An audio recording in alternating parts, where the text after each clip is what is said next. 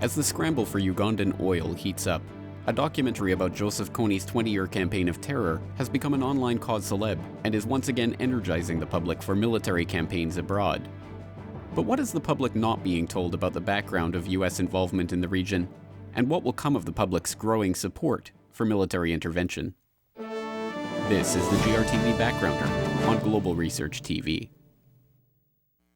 When oil executives announced the discovery of the largest onshore oil reserves in Africa in July 2009, the landlocked, oft-neglected East African nation of Uganda went from relative obscurity to a key partner for multinational oil conglomerates. Beneath the scenic shorelines of Lake Albert, under the water and the lagoons, there are riches. Enough oil to dramatically change the fortune of Uganda. In full production, around 150,000 barrels of oil a day will be pumped out of this area. For now, the oil companies are still in exploration, drilling up to 4 kilometers into the earth.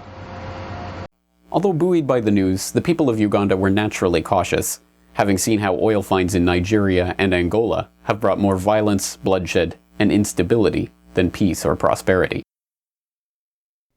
These worst fears of Ugandans were lent further credence late last year when President Obama announced he would be deploying US troops on the ground in Uganda, ostensibly to help capture Joseph Kony, the charismatic leader of a small rebel force that has been accused of murders, rapes, and kidnaps in Uganda for decades.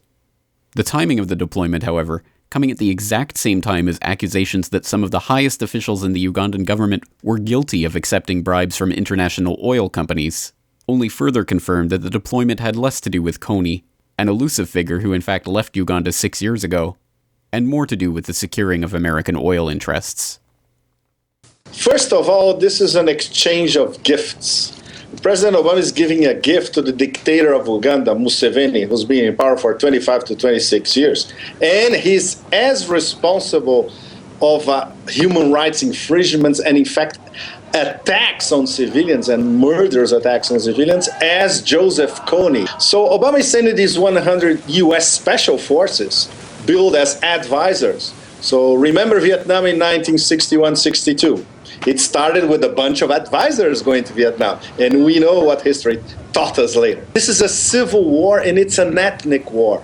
Once again, the US is stepping right into the middle of an ethnic war that's been going on for over 2 decades. But the bigger picture is even more impressive, because this is not about Uganda itself.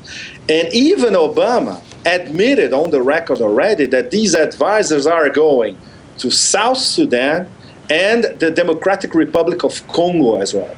So when you look at that area in Central Africa and you see the amount of oil and the amount of mineral riches at play, and when we see that China is making inroads commercially in this area, and when we look at the AFRICOM's agenda, which is to combat China commercially via a militarization of Africa, then you understand this 100, the beginning of many that will be going to Uganda soon. For years, American interests in Africa have been increasingly threatened by China, the resource-hungry, fast-growing second-largest economy in the world. America and its allies have noted with increasing dismay China's growing economic cooperation with Africa, including its vast investment in the infrastructure for oil exploration, drilling, and transportation in countries like Libya and Sudan. In recent years, China has been building up its relations with Uganda, and just last month, the newly appointed Chinese ambassador to Uganda, Zhao Yali, announced a series of measures to increase ties with the soon-to-be oil-rich African nation, including the granting of tariff-free exports and investments in transportation projects, power plants, and infrastructure. But now, just as China makes its overtures towards Uganda to gain a potential toehold in the region and access to the as-yet untapped oil wealth, a new video about Joseph Kony has suddenly gone viral online, having been viewed tens of million times in just 1 week, and changing the focus of the American foreign policy debate toward greater US military involvement in oil-rich Uganda. Perhaps unsurprisingly, it suggests that the only way to capture Kony is to maintain an American military presence in the region. In order for Kony to be arrested this year, the Ugandan military has to find him. In order to find him, they need the technology and training to track him in the vast jungle.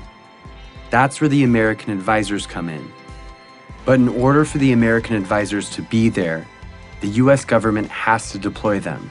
They've done that, but if the government doesn't believe the people care about arresting Kony, the mission will be canceled.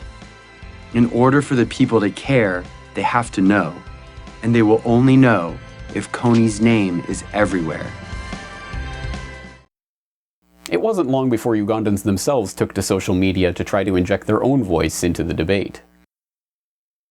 So basically, my major problem with this video is that it simplifies the story of millions of people in northern Uganda and makes out a narrative that is often heard about Africa, about how hopeless people are in terms of conflict, that only people of this continent can help. Yet it's not entirely true. There are local initiatives. There have been local initiatives to end this war. We know people famous like Betty Bigombe. This woman is a great woman who went into the bush and tried to convince Joseph Kony to come out. And she tried, because the war was more than just an evil man killing children. The war is much more complex than just one man called Joseph Kony, and it was much more in the beginning about resources and about marginalization of people in northern Uganda.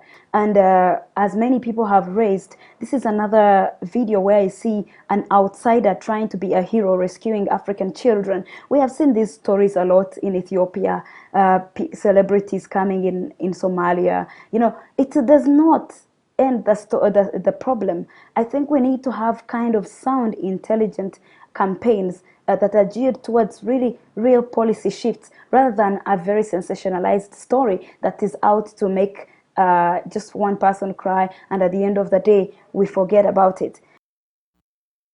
But such words of caution have fallen on the deaf ears of a public who believe that the problem of Kony is a simple one, requiring an equally simple solution: more American troops. Just this week, a new bill was introduced in Congress that would see an expansion in regional forces in Africa. What the film's well-meaning supporters, many of them youth activists rallying behind a political cause for the first time, don't realize is that the Kony film, whether wittingly or not, is accomplishing what years of Pentagon propaganda could not muster: public support for an expanded American military role in Africa.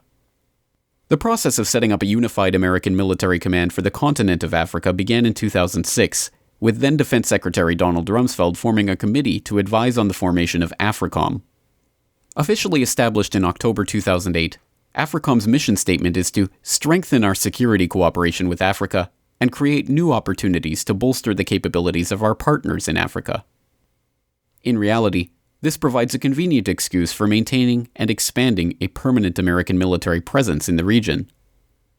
Libya's Gaddafi was strongly opposed to the AFRICOM mission and predicted that China would ultimately have more success wooing the continent with its hands-off approach to trade and investment.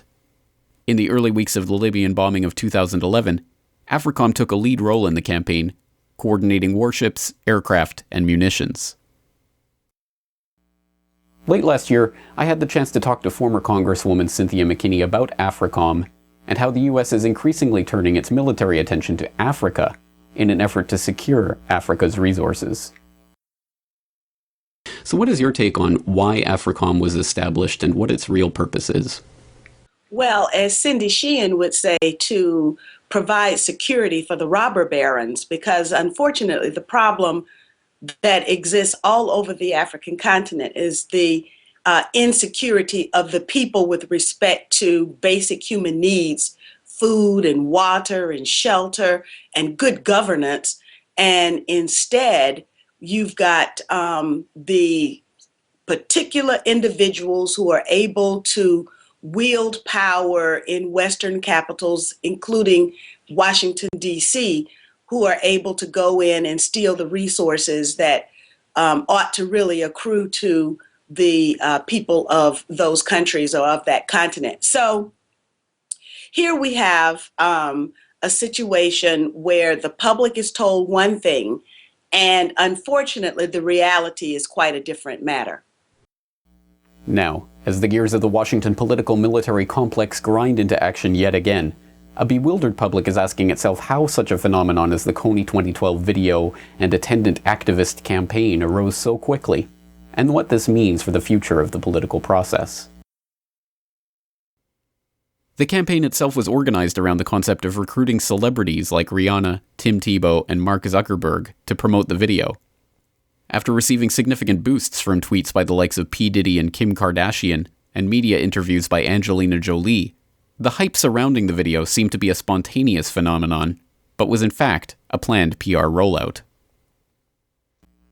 In the end, perhaps there is something positive that can be taken out of this latest ploy to rally public support for greater military conquest. If nothing else, the Kony phenomenon has shown us that with the right video and the right marketing, any idea, no matter how periphery to the current political debate, can be catapulted into the limelight and become a rallying cry for millions. Perhaps then, like-minded activists might be able to organize a campaign around another infamous child killer, this one responsible not for kidnapping tens of thousands of children, but for killing hundreds of thousands. We have heard that 500,000 children have died. I mean, that's more children than died in Hiroshima. And you know, is the price worth it? I think this is a very hard choice, but we think the price is worth it. Or perhaps a Bush-Cheney-Blair-Rumsfeld 2012 campaign could be mounted to bring to justice the war criminals who launched illegal wars of aggression by lying to the public about Saddam's weapons of mass destruction. Or the Obama 2012 campaign could refer not to the ongoing political campaign to re-elect the president, but an alternative campaign to hold him accountable for his moves toward outright dictatorship over America with the signing into law of the NDAA and his self-proclaimed power to assassinate American citizens on command.